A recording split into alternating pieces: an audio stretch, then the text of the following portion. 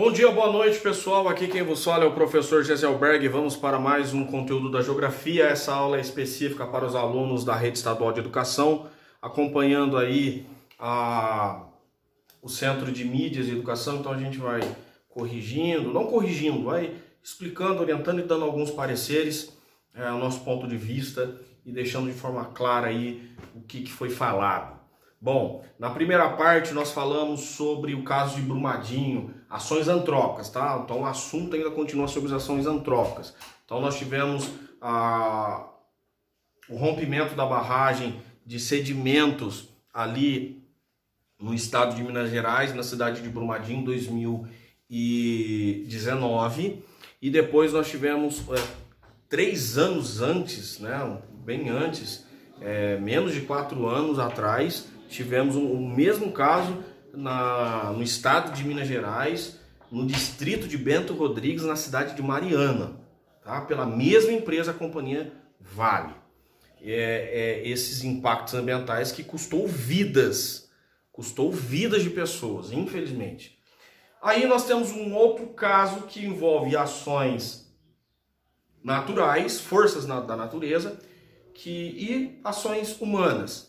As forças da natureza, que são as ações naturais, nós temos vários exemplos que já citamos, como chuva, precipitação de granizo, precipitação de neve, quando é muito intenso as nevascas, que não é o caso brasileiro, tá? Em países mais frios. Nós temos problemas em outros países como furacões, né? Ciclones extratropicais, furacão, ciclone extratropical furacão, ciclone extratropical e tufão é a mesma coisa, se refere-se à mesma coisa, só muda por causa das regiões, das localizações deles, tá? E tornado já é um outro fenômeno da força da natureza que ocorre no continente e uma abrangência do espaço bem menor, ele é mais local, porém o poder destrutivo é tanto quanto um furacão. Ok, pessoal, então no caso do Brasil nós temos um grande problema com as chuvas, especificamente na região sudeste do Brasil. Os períodos de maior incidência em que a quantidade de chuva ela é mais intensa e maior, os índices pluviométricos, quando falamos de pluviosidade, pluviométricos, estamos falando de chuva, precipitação. Então os índices pluviométricos é muito maior, a incidência é muito maior nos meses de dezembro, janeiro, fevereiro. Isso é uma característica típica de um clima tropical úmido seco. Clima tropical úmido seco, em que o verão é chuvoso e o inverno é seco, não há chuva. Então, nos períodos de janeiro, fevereiro, março, esses meses em que tem grande quantidade de incidência de chuva, nós temos um sinal amarelo, né? Acende-se as luzes amarelas, atenção, alerta, porque nós temos áreas de risco, nós temos sérios problemas, pessoas que estão em situações vulneráveis, correndo risco de vida. E qual é esse problema? O problema das pessoas que acabam residindo nas áreas de encostas de morros, tá?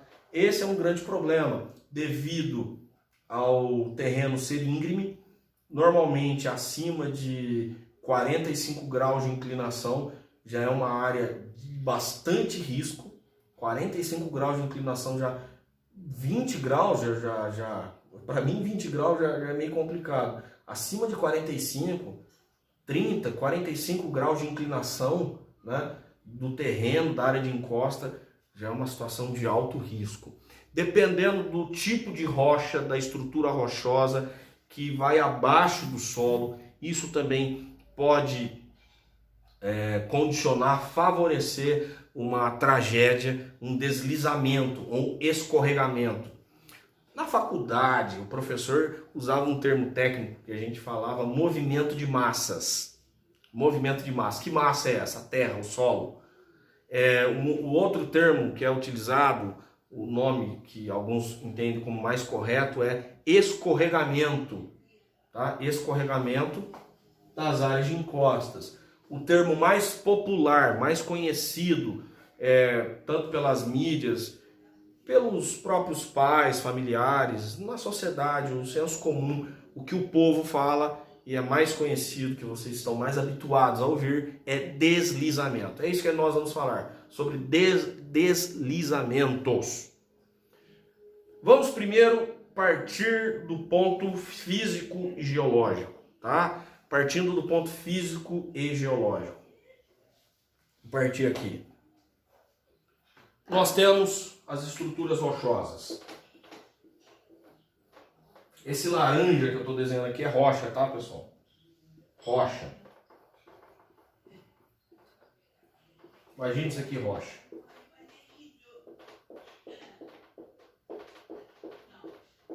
E eu vou partir de um caso, de uma cidade bem conhecida de vocês, a cidade do Rio de Janeiro.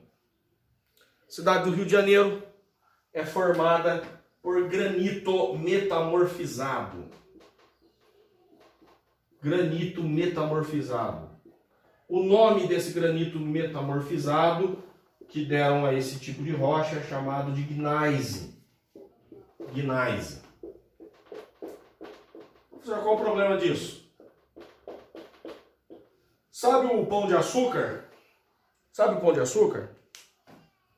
Vamos lembrar o que é o pão de açúcar lá. Pão de açúcar. Tem um bondinho e tudo mais. Lembra do pão de açúcar? Isso aí. Isso aqui é um maciço rochoso no meio da cidade do Rio de Janeiro. É um maciço rochoso chamado de gneiss. Eu vou melhorar a paisagem aqui para vocês, só para vocês terem uma noção, fazendo a mesma cor.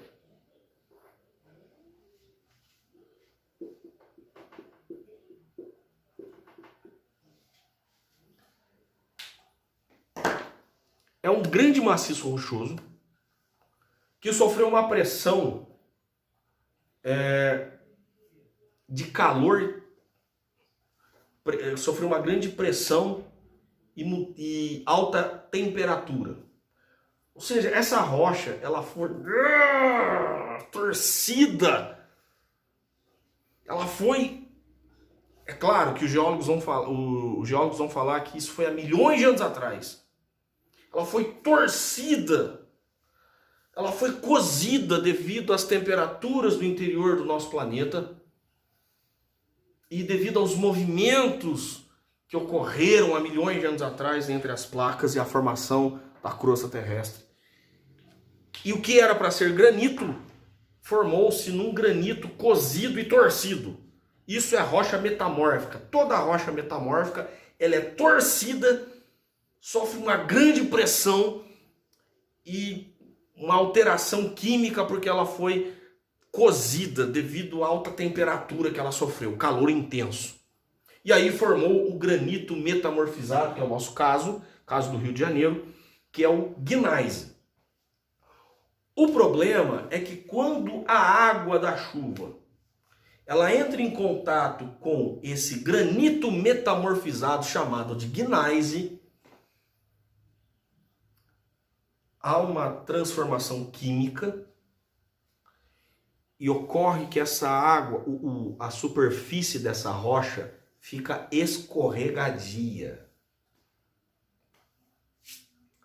limbosa, fica que nem sabão. Agora imagina na cidade do Rio de Janeiro as áreas que abaixo do solo, o solo aqui, logo abaixo tem esse material rochoso que é granito metamorfizado. Toda a área de encosta, todo o solo das florestas ali, das matas, está sobre um granito metamorfizado chamado de gneiss. E quando a água da chuva entra em contato com essa rocha, fica escorregadio e propício para um deslizamento, independente de ação humana. Sem ação humana, já é propício para que ocorra um deslizamento. Na região de Ubatuba, ou melhor dizendo, no Parque Estadual, na Serra do Mar, houve deslizamento em áreas protegidas, em área que não há nenhum tipo de ação humana. E já houve deslizamento devido à grande quantidade de chuva, de água que foi depositado nesse solo e devido à área íngreme do terreno e o tipo de rocha que estava abaixo desse solo. Mesmo com árvore, mesmo com vegetação, houve deslizamento. Ou seja, o problema já é maior do que a gente imaginava. A gente imaginava que apenas o problema é a ação humana. Não, mas sem ação humana já corre risco de deslizamento. Imagina com ação humana. Imagina com. Então nós temos aqui as árvores. E por que a vegetação é importantíssima? Não sei se dá para ver minhas árvores aí. Não dá pra ver, né? Porque o verde meu dá um contraste ali, parece que puxa a cor. Eu fiz umas árvores aqui, as raízes estão pretas. Essas raízes pretas aqui. Mas vamos lá, vou tentar deixar mais verde aqui para vocês. Vocês visualizarem as árvores nas áreas de encosta.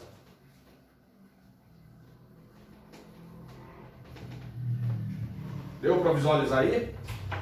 As árvores verdes, nas áreas de encosta aí, as copas das árvores. Deu para visualizar agora, né? Melhorou. Período de chuva. Começa a ser as chuvas. E começa o toró, né? Lá vem o toró. E chuvas, e chuvas, e chuvas. Uma grande quantidade de chuva. Algumas chuvas formadas pelas ondas de convergência do Atlântico Sul, com uma massa de ar que vem do Atlântico Sul, que é quente e úmida, se cruza e encontra com uma massa de ar equatorial que vem da floresta amazônica. E a massa de ar equatorial encontra-se com a massa de ar do Atlântico Sul, formando um corredor, uma zona de convergência, uma grande quantidade de água, e é o que acontece nos meses de janeiro. E aí, uma grande quantidade de chuva, de água é depositada sobre o solo. Precipitação pluviométrica, chuvas. Essa chuva, ela caindo sobre o solo, a primeira proteção que ela vai ter é sobre a primeira cobertura vegetal, que são as gramíneas. Permite com que a água não agrida o solo. Quando a água, a gota, a ação física da água, ela bate no solo, ela não erode o solo. Ela não erode o solo. Então, ela ameniza o impacto. As gramíneas, a grama, ela ameniza o impacto da água no solo. Já começa por aí. Primeira proteção. Essa água ela não escorre com velocidade sobre a superfície. Por quê? Ela está sendo protegida pela grama. Mas nós temos as árvores também. Só que não bastasse isso, essa água infiltra. Ela começa a entrar no subsolo. E o solo começa a ficar encharcado de água. E o que tem na terra? O que tem embaixo das árvores? É claro, terra, solo. Né? Aqui tá cheio de terra aqui, ó. Vou fazer de vermelho aqui. Terra.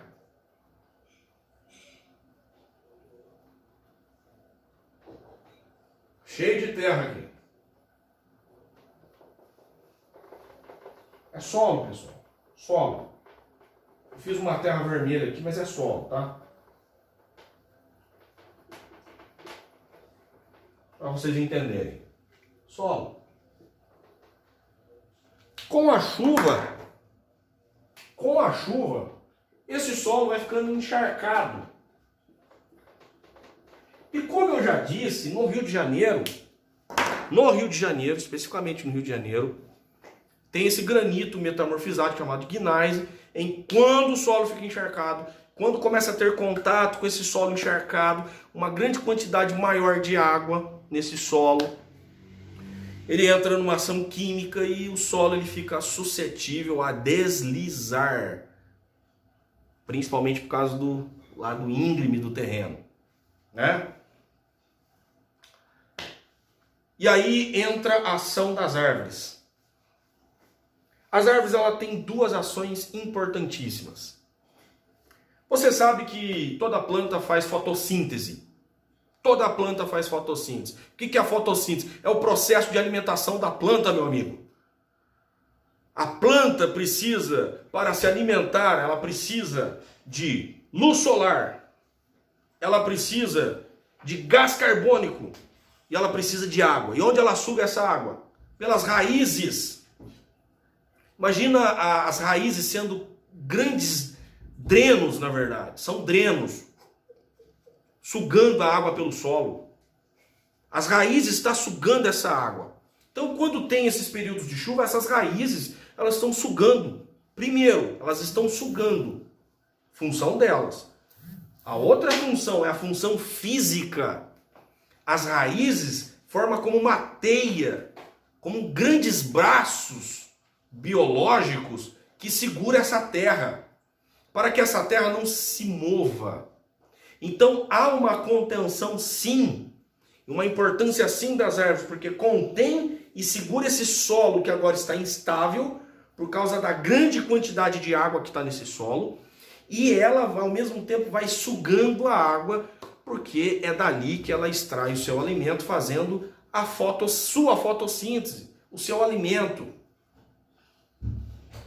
Vocês lembram disso, né? A aula de fotossíntese, a aula de biologia, a aula de ciências, para o pessoal aí do sexto ano, vocês lembram disso. Perfeito. Tudo perfeito. Se isso continuasse assim. Qual que é o problema? O problema é que quando nós passamos a retirar essa cobertura vegetal que protege o solo e evita o deslizamento. No passado, nós tínhamos os problemas da agricultura, da pastagem, mas colocar gado para pastar em terreno assim não é viável. Gado bovino não gosta de pastar em terra acidentada, em morro. Assim, é impossível. Impossível. O gado precisa de terra plana. Lugar plano. A agricultura, dependendo do solo, você ainda até pode cultivar. Mas o grande problema que causa o deslizamento é um fator social e econômico, chamado especulação imobiliária. Hoje, o nosso país é um dos países que tem um dos imóveis mais inflacionados.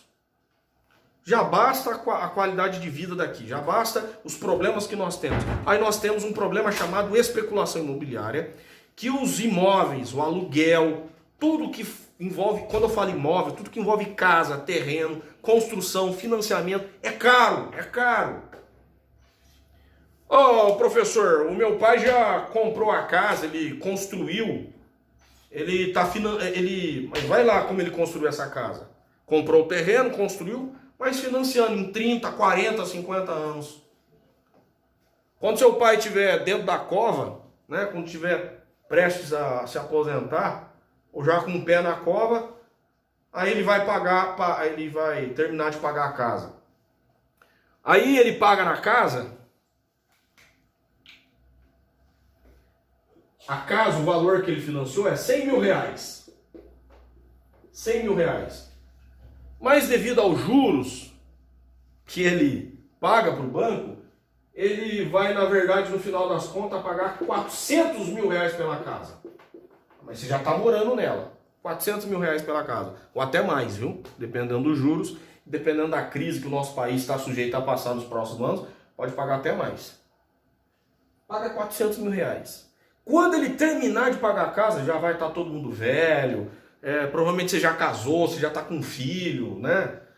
você já vai estar dando os netos para os seus pais e ninguém jamais vai estar morando na casa, e ele for querer vender a casa, ele for querer vender, não sei se vai querer vender a casa, e ele fala, eu paguei 100 mil, com juros 400 mil, mas quando eu for avaliar a casa dele não vai valer 50 mil reais.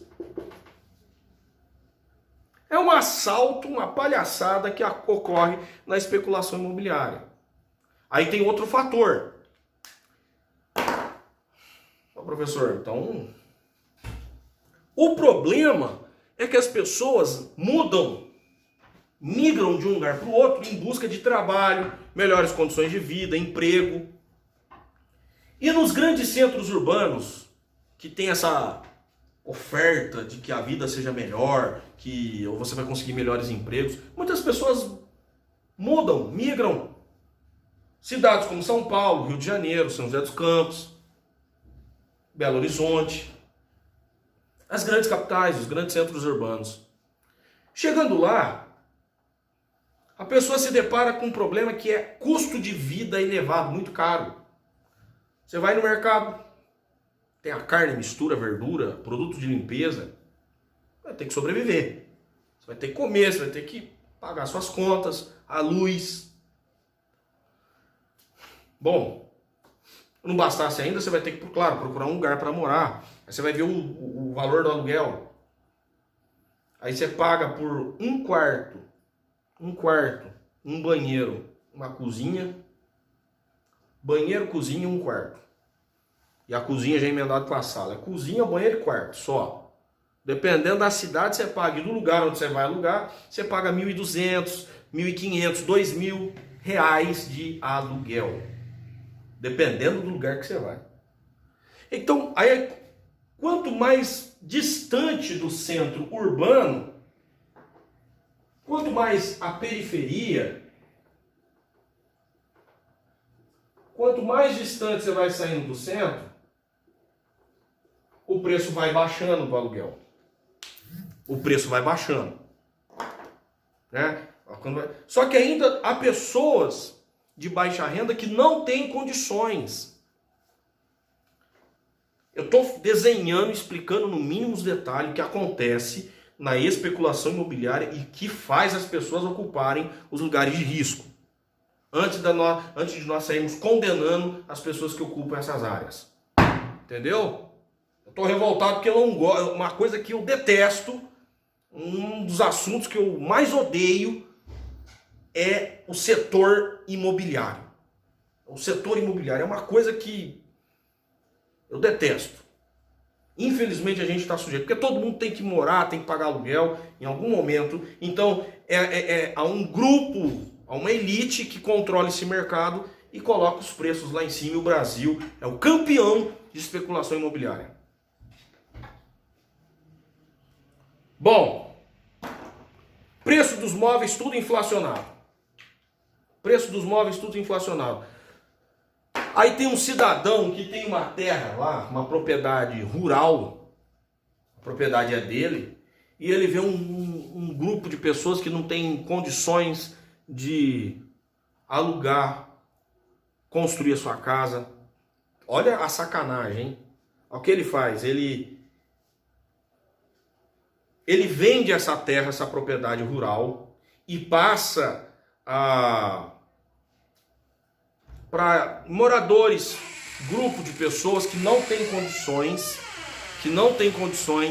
de construir, que não têm condições de realizar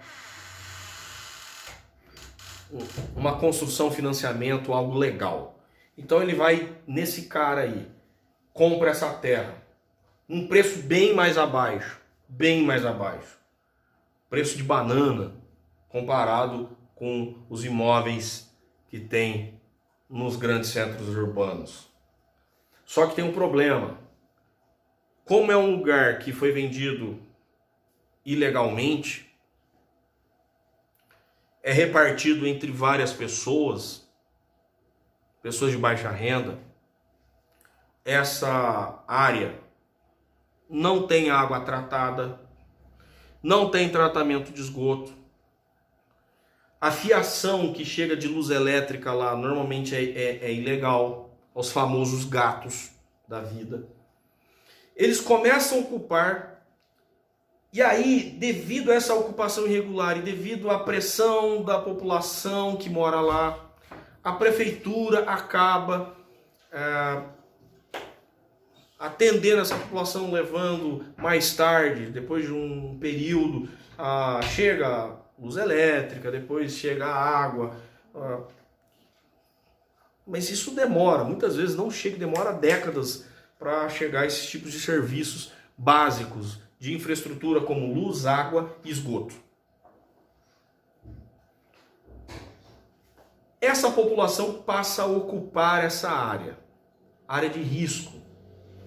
E aí você vê que essa população que ali está, não está porque quer. Porque devido ao alto valor do mercado imobiliário, devido à especulação imobiliária, o único lugar que lhe resta é um lugar que ninguém quer construir. Então começa a surgir as construções nas áreas de encosta. Primeiro, na base do morro, e à medida em que vai aumentando o número de moradores, vai subindo essas áreas de encostas. O problema é que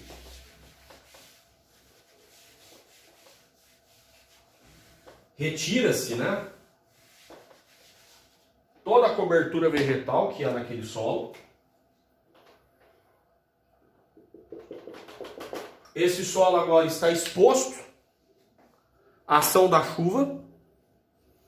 Como eu já disse, esse solo vai ficar encharcado, sujeito a futuros deslizamentos. As casas que estão aqui embaixo estão sujeitas ao deslizamento que vem de cima. E vice-versa, se você construir uma casa aqui em cima, você, não é porque você está aqui em cima que você está seguro também.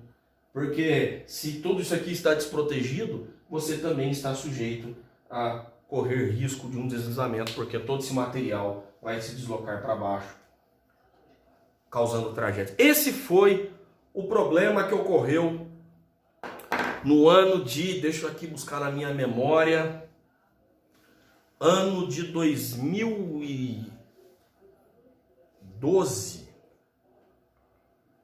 Ano de 2011, 2012, ocorreu grandes deslizamentos ali na cidade de Petrópolis, Teresópolis, Nova Friburgo, no Rio de Janeiro, Angra dos Reis, e pessoas morreram, perderam a vida, pessoas perderam casas, né?